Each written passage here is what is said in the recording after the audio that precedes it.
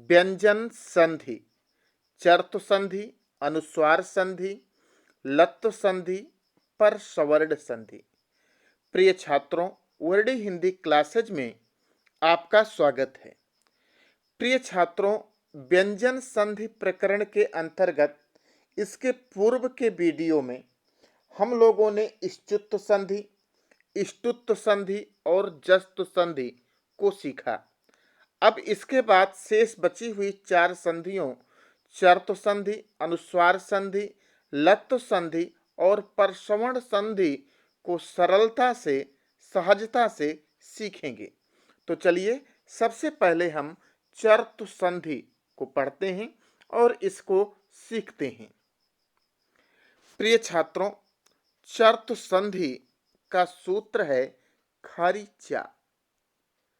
इस सूत्र के अनुसार यदि झल वर्णों के बाद, ध्यान दीजिएगा, झल वर्णों के बाद खर वर्ण आए तो पूर्वोक्त झल वर्णों के स्थान पर चर वर्ण हो जाता है। अब समझना यह है कि झल वर्ण क्या होते हैं, खर वर्ण क्या होते हैं और चर वर्ण क्या होते हैं। ये संधि कह रही है अगर पदांत झल वर्ण, पहला शब्द संधि 2 शब्दों में होता है, पहले शब्द का अंतिम वर्ण और दूसरे शब्द का प्रारंभिक वर्ण आपस में मिलते हैं। तो यदि पदांत झल वर्णों के बाद, ये झल क्या है? ये झल एक प्रत्याहार है जो हमने आपको माहेश्वर सूत्र में पढ़ाया था। झल एक प्रत्याहार है जिसमें इया मा अंगाड़ा ना और या रा ला वा को छोड़कर सभी व्यंजन शामिल हो जाते हैं।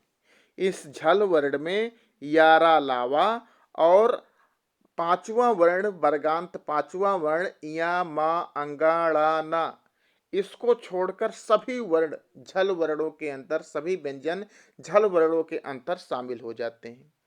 तो झल वर्णों के बाद, पदांत झल वर्ण के बाद अगर खर वर्ण आए तो खर वर्ण कौन होते हैं? का खा, चा छा, टा ठा, ता था, फा, शा, सा, सा वर्ण आए तो इस झल वर्ण के स्थान पर चर वर्ण का आदेश हो जाता है। चर वर्ण क्या होते हैं? चर भी एक प्रत्याहार है जिसमें का, चा, टा, ता और पा वर्ण या व्यंजन आते हैं। अब इसको हम थोड़ा एक बार समझ लेते हैं माहेश्वर सूत्र से। यह है माहेश्वर सूत्र। हमारा यह संधि, चर्तु संधि कह रही है कि झल वर्ण, तो झल क्या है? प्रत्याहार है, हमने आपको बताया। ये 8वें सूत्र के झा से लेकर 14वें सूत्र के ला तक ये जितने भी व्यंजन आते हैं ये सब झल प्रत्याहार के व्यंजन माने जाते हैं। इसमें व्यंजन के अंतर्गत हा, या, वा, रा, ला और इया मा अंगाड़ा नामा, इसको छोड़कर सभी व्यंजन शामिल हो जाते हैं। झा भा घा ढा धा, जा बा गा डा दा, खा फा छा ठा, चा टा ता, का पा और तीनों शा और हा, ये सभी व्यंजन झल वर्ण में शामिल हो जाते हैं। कह रहा है कि झल वर्ण के बाद अगर खर वर्ण आए, अब खर भी क्या है? एक प्रत्याहार है। आप इस 11वें सूत्र के प्रारंभ में खा देख रहे हैं। इस खा से लेकर 13वें सूत्र के रा तक, यहां से यहां तक मिलाकर खा से लेकर रा तक एक खर प्रत्याहार बनता है। इस खर प्रत्याहार में खा फा, छा ठा, था चा, टा ता, का पा, शा, सा, सा, तीनों शा आ जाते हैं। एक खर प्रत्याहार है। कह रहा है कि झल के बाद अगर खर आए तो झल किसमें परिवर्तित हो जाता है? चर प्रत्याहार में। अब चर प्रत्याहार कहां से कहां तक माना जाएगा?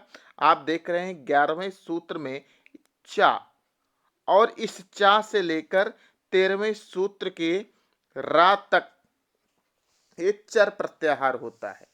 तो चर प्रत्याहार में चा टा ता कापा, ये जो है चर प्रत्याहार और तीनों शा आ जाते हैं।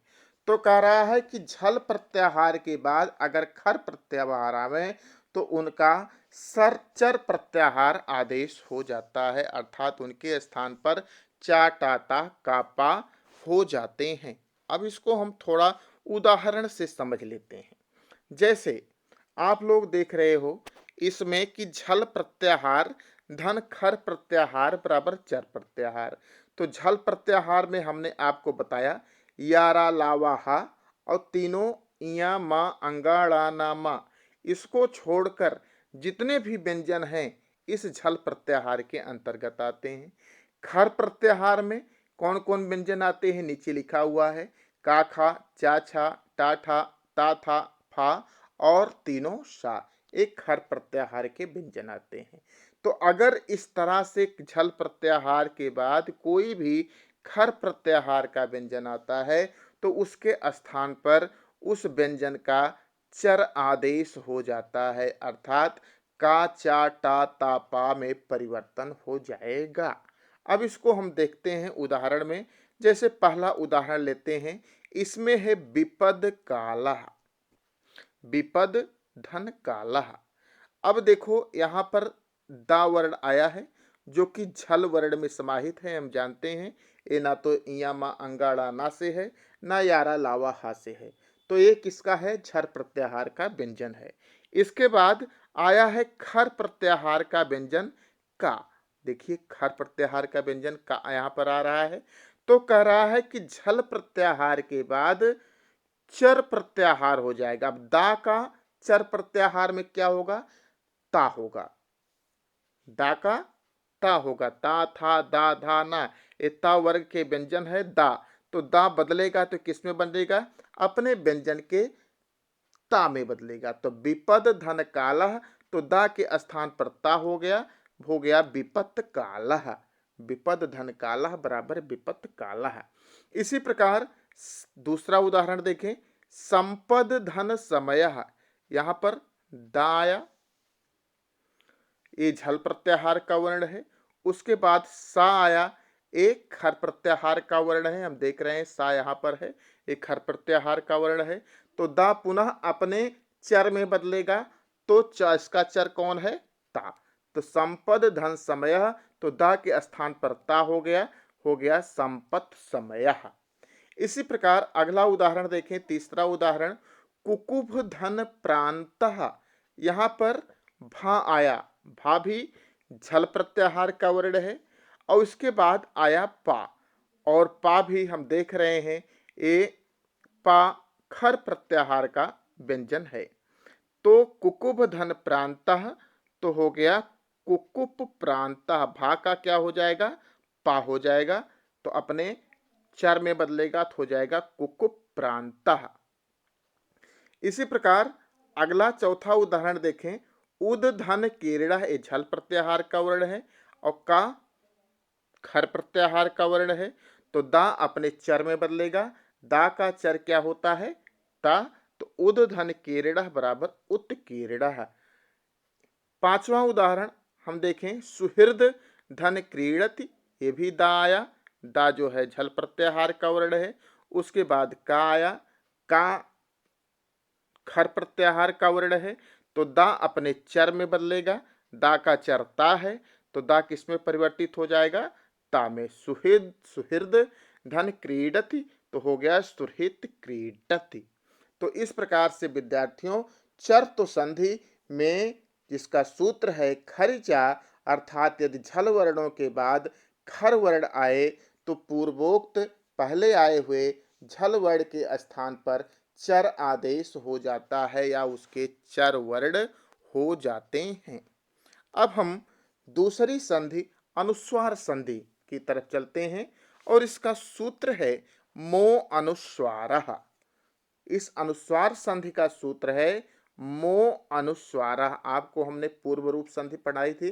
पूर्व रूप संधि में ये जो अवग्रह का चिन्ह है इसका मतलब यहाँ से आ का लोप हुआ है, ये पूर्व रूप संधि है। तो मो धन अनुस्वारः बराबर मो अनुस्वारः। तो ये सूत्र कहता है कि यदि पदांत माँ, देखो संधि में दो शब्द जुड़ते हैं, दोनों शब्द के पहले शब्द के अंत का और दूसरे शब्द के प्रारंभ का वर्ण जुड़ता है। तो पदांत माँ अर्थात पहले शब्द के अंत में आने वाले माँ के बाद कोई भी व्यंजन आए तो उसके स्थान पर, किसके स्थान पर, इस माँ के स्थान पर अनुस्वार हो जाता है। अनुस्वार क्या होता है? जो हम अंक का निशान ऊपर लगाते हैं किसी वर्ण के ऊपर, वो अनुस्वार होता है। तो अगर पदांत माँ पहले शब्द के अंत में आए हुए माँ के बाद कोई भी व्यंजन आए तो उसके स्थान पर, किसके स्थान पर, पदांत माँ के स्थान पर अनुस्वार हो जाता है। जैसे इसको हम उदाहरण से समझ सकते हैं। इसका हम उदाहरण देखते हैं। हरिम धन बंदे, यहां पर पहला उदाहरण जो है हरिम धन बंदे, यहां पर पदांत माँ आया है, पहले शब्द के अंत में क्या आया है? माँ। इसी को कहते हैं हम पदांत माँ। पदांत माँ आया है, उसके बाद कह रहा है कोई भी व्यंजन आए तो कोई भी व्यंजन में यहाँ पर वह व्यंजन आए, वह आया हुआ है। तो ए माँ जो है, ए माँ किस में बदल गया? अनुस्वार में। इस अनुस्वार में हरिम बंदे, हरिम अलग हो गया, बंदे अलग, हरिम धन बंदे बराबर हरिम बंदे। इसी प्रकार दूसरा उदाहरण देखें। गृहम धन गच्छति, यहाँ पर ही पदांत माँ, पदांत माँ के बाद कोई भी व्यंजन हो तो इस माँ को हटा दिया जाता है और यहाँ पर क्या हो जाता है? अनुस्वार। माँ के स्थान पर क्या हो जाता है? अनुस्वार। तो गृहम धन गच्छति बराबर गृहम गच्छति। इसी प्रकार गृहम धन गच्छ, तीसरा उदाहरण, गृहम धन गच्छ बराबर गृहम गच्छ, यहाँ पर भी अनुस्वार हो गया माँ के स्थान पर। दुखम धन प्राप्नोति, यहाँ पे पदांत माँ, इस पदांत माँ के बाद व्यंजन आया है तो पदांत माँ के स्थान पर क्या हो जाएगा? अनुस्वार। तो दुखम प्राप्नोति। इसी प्रकार कृष्णम धन बंदे, यहाँ भी पदांत माँ है, पदांत माँ के बाद कोई भी व्यंजन हो तो इस पदांत माँ व्यंजन अनुस्वार में परिवर्तित हो जाता है, तो हो गया कृष्णम बंदे। तो इस प्रकार हरिम धन बंदे हो या गृहम धन गच्छति हो या गृहम धन गच्छ हो या दुखम धन प्राप्नोति हो या कृष्णम धन बंदे हो, यदि पदांत माँ के बाद कोई भी व्यंजन आए तो वह पदांत माँ हट जाता है और उसके स्थान पर अनुस्वार का चिन्ह रख दिया जाता है। अब इसके बाद हम तीसरी संधि समझेंगे। तीसरी संधि है लत्व संधि। प्रिय छात्रों, इस लत्व संधि का सूत्र है तोरली। अब इस सूत्र का क्या अर्थ है? इस सूत्र का अर्थ नीचे बताया गया है कि तोरली, ता से तवर्ग और ला से ला। तो यदि ता वर्ग में कौन कौन वर्ण आते हैं? ता, था, दा, धा, ना। यदि ता वर्ग के व्यंजन के बाद, ता, था, दा, धा, ना व्यंजन के बाद अगर किसी संधि में ला आता है तो यह ला तवर्ग के स्थान पर सवर्ण आदेश ला हो जाता है। ला को पर सवर्ण व्यंजन कहा जाता है।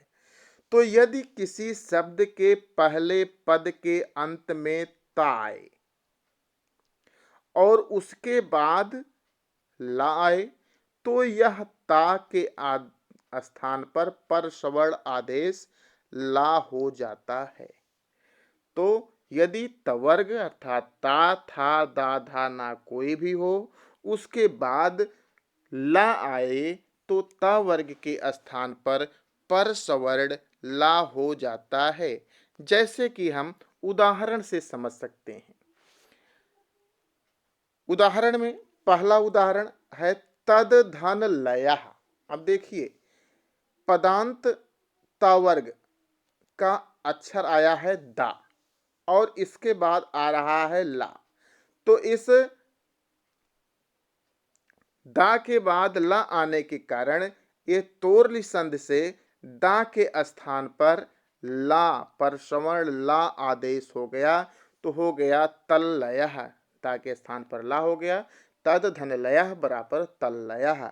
इसी प्रकार वृक्षात धन लगुडम, अब वृक्षात में ता वर्ग का ता आया है और उसके बाद ला आया है, तो ये ता किस में परिवर्तित हो गया, ला में, वृक्षाल लघुटम।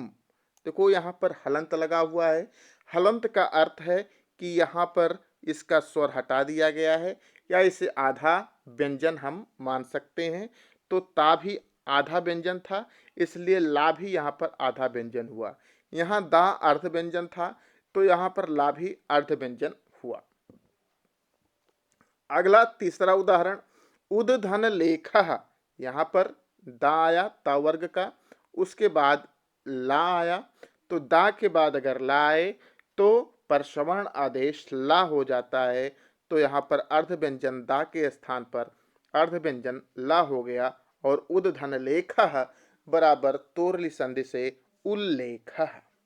लेकिन एक विशेष चीज है, इसको भी आप लोगों को जानना चाहिए कि ये ता वर्ग के बाद अगर ला आए तो उसका ला परसवर्ण आदेश होता है, लेकिन यदि ता वर्ग का ना आए तो क्या होगा, तो यदि ता वर्ग के ना के बाद ला आता है तो ना के स्थान पर ला तो हो जाता है, लेकिन उसके पूर्व का जो स्वर है वो अनुनासिक हो जाता है। उसके पूर्व का जो स्वर होगा वो क्या हो जाएगा, अनुनासिक। जैसे कि हम उदाहरण से समझ सकते हैं, ये उदाहरण है कि विद्वान धन लिखति, यहां पर ना के बाद क्या आया, ला आया, तो यहां पर कह रहा है कि ना का तो ला हो जाएगा, ला आदेश हो गया, लेकिन उसके पूर्व का जो स्वर है वो अनुनासिक हो गया, यहाँ पर अनुस्वार रख दिया गया, तो हो गया विद्वान धन लिखति बराबर विद्वान लिखति, अनुस्वार भी हो गया और लिखत भी नाका ला भी हो गया, तो विद्वान धन लिखति बराबर विद्वान लिखति। तो प्रिय छात्रों, इस प्रकार से आपने लत्व संधि और इसके सूत्र तोरली को समझा। अब हम चलते हैं अगली और अंतिम संधि, अंतिम व्यंजन संधि की तरफ, जिसे परसवर्ण संधि कहते हैं। आप लोगों ने अनुस्वार संधि समझा, थोड़ा अनुस्वार संधि का यहाँ पर प्रभाव है। इसका सूत्र है अनुस्वारस्य यै परसवर्णः। प्रिय छात्रों, आपने अनुस्वार संधि में अभी अभी यह पढ़ा कि जिसका सूत्र है मो अनुस्वारः। यदि पद किसी भी संधि में पहले शब्द के अंत में अगर मां आता है और उसके बाद कोई भी व्यंजन आता था तो उस मां के स्थान पर अनुस्वार हो जाता था, अर्थात वहां पर अंक की मात्रा या अनुस्वार रख देते थे। तो यदि पद के अंत में अनुस्वार के बाद कह रहा है ये सूत्र, यदि किसी शब्द के पद के अंत में अनुस्वार के बाद सा खा सा हा को छोड़कर, अर्थात तीनों सा और हा को छोड़कर कोई भी व्यंजन आए तो अनुस्वार के स्थान पर आने वाले वर्ग का पांचवा वर्ण हो जाता है। जो अनुस्वार हुआ था वो अनुस्वार पुनः आगे आने वाले अपने वर्ग के पांचवें वर्ण में परिवर्तित हो जाएगा। वर्ग कितने होते हैं, 5, का वर्ग, चा वर्ग, टा वर्ग, ता वर्ग, पा वर्ग। का वर्ग का पांचवा अक्षर है अंगा, चा वर्ग का इया, ता वर्ग का ना, पा वर्ग का मा और टा वर्ग का हड़ा। कह रहा है कि अगर मां के बाद जो अनुस्वार हो जाता था उस अनुस्वार में परिवर्तन हो जाएगा और अपने वर्ग के पांचवें वर्ण में परिवर्तित हो जाएगा, लेकिन आगे आने वाला जो व्यंजन है वो सा हा को छोड़कर कोई भी वर्गीय व्यंजन हो तो वह अनुस्वार अपने परसवर्ण में परिवर्तित हो जाएगा। जैसे उदाहरण से अगर हम आपको समझाएं तो आप इसे बहुत ही आसानी से समझ जाओगे।